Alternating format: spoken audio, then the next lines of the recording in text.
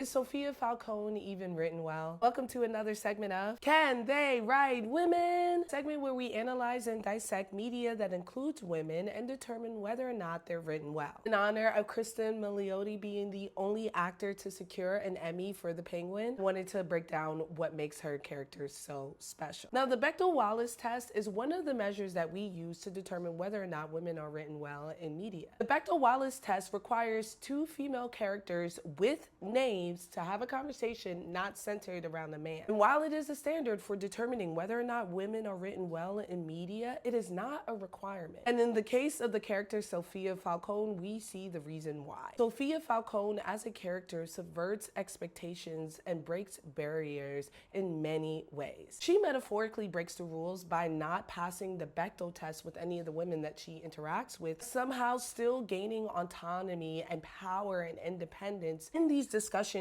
with women about the titular character Penguin. Yes, all the conversations she has with women are about the Penguin. Every conversation she has with women gives the characters more depth and nuance, despite the fact that they are all worried about a man. Which truthfully, I feel like Lauren LaFranc should get way more propers for what she did here specifically with these conversations. These women have to discuss Oz Cobb in this story. During these conversations, Lauren made sure that these women were true to who they were and established what their motivations were during this time. But beyond the conversations that we see between Sofia and the women in the series, Sofia is the main antagonist of the show filled with men. And while the initial fear and awkwardness that the men have around Sofia Falcone stems from them feeling guilty about the position they put poor Sofia in, Sofia is able to reclaim that guilt and pity and turn it into legitimate fear, making her a formidable antagonist for our villain protagonist. Finally, I gotta give it up to Kristen and what she did with the writing. She is acting opposite of Colin Farrell in arguably his most charismatic role in a show titled after his character. And about halfway through the series,